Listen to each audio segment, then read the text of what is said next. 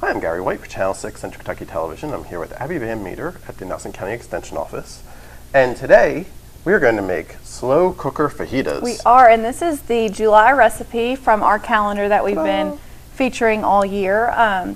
So before the show, Gary and I were talking about how it's a little, you don't typically use your slow cooker in the summer because you usually, maybe grill out more or something. But Gary mentioned that you don't have to worry about, you can just put it in there in the morning, and then if you have a busy day, busy night, you can come home and it'll be ready. So slow cookers can be used all year round, and you're not slaving over, a hot stove and, making your house really hot. It's just all contained in the slow cooker. That's right. So they know what they're talking about. They know, yeah, they know better than I do. Folk. So, and this is a really simple recipe. As with any slow cooker recipe, you just throw it in, kind of leave it, forget about it, and then it's ready a few hours later. And so we're going to start with putting our chicken in there. It calls for about a pound of boneless chicken breast. I got the breast tenderloins, which are already very nicely sliced. So that just makes it a little easier. Okay. But you could slice it up yourself, and you can even slice it up a little smaller if you would like. But we're just going to stick those right in there on the bottom. And I see you have a bag. I do have a bag. So anytime I cook in a slow cooker, I use these nice little bags. And they almost they're just a plastic bag, but they are designed specifically for the slow cooker. So don't just go and put a regular baggie in there because it's not designed for the heat. But this is safe to use with the slow cooker, and it just really helps with cleanup. Because, I don't know, anytime you cook with a slow cooker, it's sitting in there for a while, and it can be really hard to get all that out.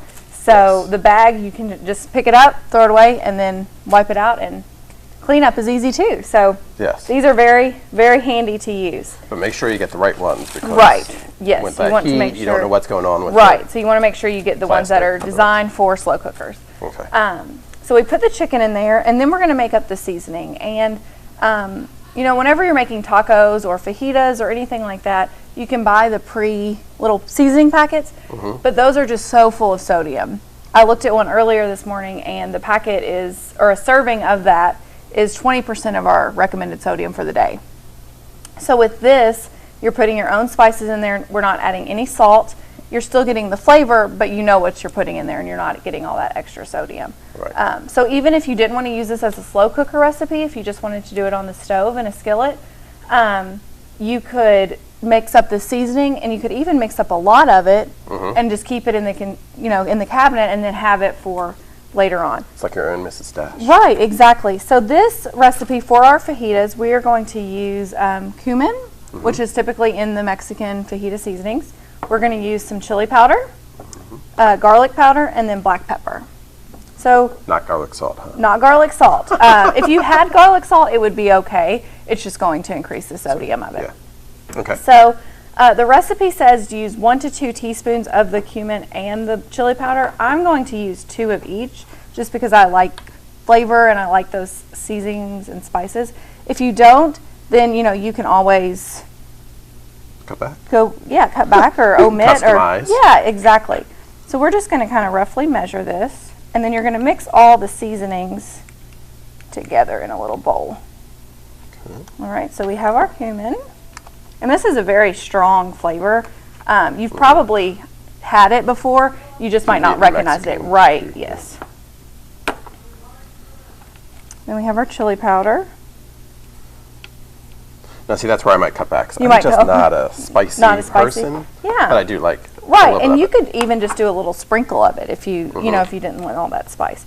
And then we're going to do 1/4 of a teaspoon of the garlic powder. Now that's where I might increase it. Yeah, put a little extra in there. And then just 1/4 of a teaspoon of the black pepper. And then we're just going to stir that around, and we're going to put that directly on our chicken. Okay.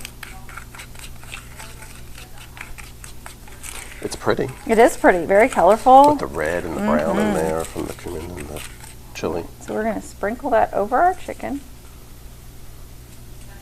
And the good thing about using a slow cooker is all the flavors, they're all in that bowl together, and the heat makes it all kind of mesh really well together. So all the things you put in there will have that good flavor. So we have our seasoning done, and now we are going to chop up some peppers and onions. So you can use 3 bell peppers, any color that you choose. I chose red, green, and yellow just to make it colorful. And this is we're getting into that peak vegetable season where all those vegetables are fresh. We can get them at our farmers markets. And they're also a lot cheaper. So that's really good for our budget. We can get those fresh fruits and vegetables. They're good quality and they're at a good price. So we're going to cut these into slices. Yes, and as you said, you can get definitely the peppers locally at the farmers market. It looks like you're going to have onions eventually. I don't know if that's tomato, stewed tomato or whatever, but you can get tomatoes. Oh yes, now. definitely. You can start getting tomatoes, right, at the farmers market. You can. Those we're going to put rotel or diced tomatoes and green chilies in there to give a little extra spice. But you could definitely just chop up a tomato that you had fresh. Fresh is always better than canned or frozen. So.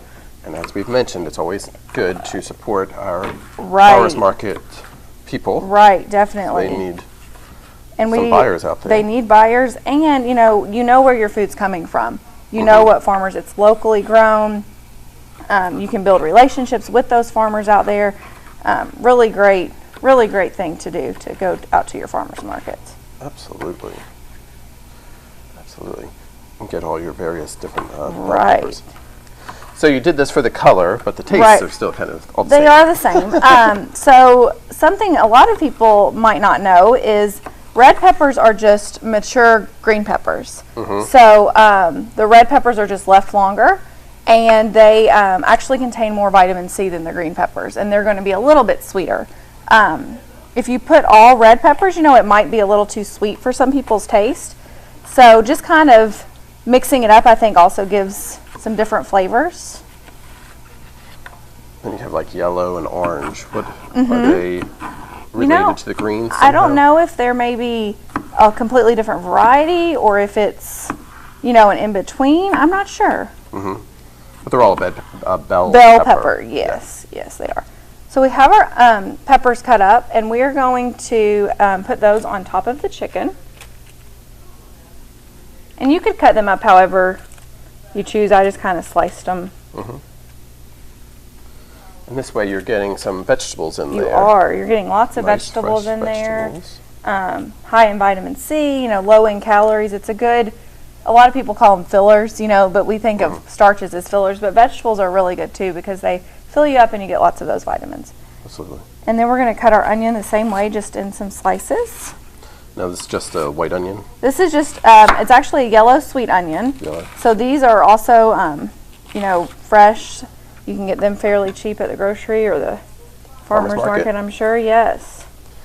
Yes, and the farmer's market in Nelson County is open It is open on Tuesdays, Fridays, and Saturdays from 7:30 to noon or 12:30, but the best time to get there, of course, is early before all those good farmers and all that good produce is gone. So try to get there a little early.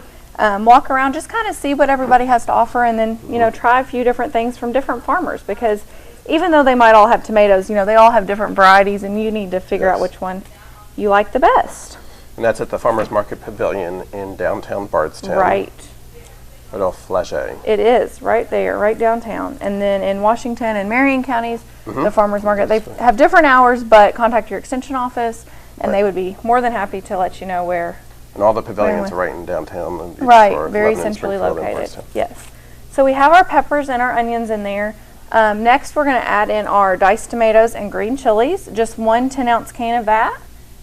And you're going to leave the juice in there because it's just tomato juice, so it's not too much sodium.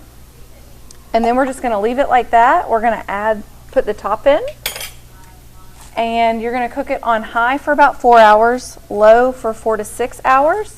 Either one, whatever works better for your time frame. And then once that time is gone, you want to pull out the chicken, shred it up a little bit, and then put it back in, kind of mix it all up. So right now it's very layered. Once it cooks a little bit, you shred the chicken, you mix it all up, and then you can serve it on tortillas. You can make nachos. You could have, cheese, sour cream, lettuce, all the desired toppings. Guacamole. That you like. Guacamole, definitely. So just a little twist on a traditional Mexican meal that's lower in sodium and very easy. Fantastic. And again, that's the July recipe from the 2017 Food and Nutrition Calendar, brought to you by the University of Kentucky's Cooperative Extension Service.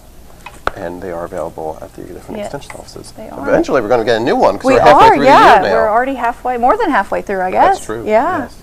Yeah. So there's lots of good recipes in there to try. Exactly. Because even though the months are gone, the recipes are still recipes are pretty still- darn good. yes, very we good. missed the mac and cheese. We did. And that, in the calendar for June, the mac and cheese surprise recipe sounds a little bit, Good. It is good. It sounds a little weird. The word surprise kind of always, makes me a little scared. But I have made that recipe, and the surprise is actually summer squash. So another thing you can get at your farmer's market. It really gives that macaroni and cheese a very fresh, summery taste. That's a really good recipe to try. Very low fat. Uses some low fat cream cheese, some other cheeses. So if you haven't tried that, Neufchâtel cheese is just simply a fancy word for the low fat cream cheese. Yeah, so don't let that word scare you. But that is a really good recipe to try if you haven't tried. Can't be all bad. Right, mac and cheese. Still has the cheese and the macaroni. Exactly. So we didn't get to show you that one, but if you come and get a calendar, you can do that yourself and let us know what you think. Well, thank you very much. Thank you. All right, this has been Gary White with Abby Van Meter at the Nelson County Extension Office.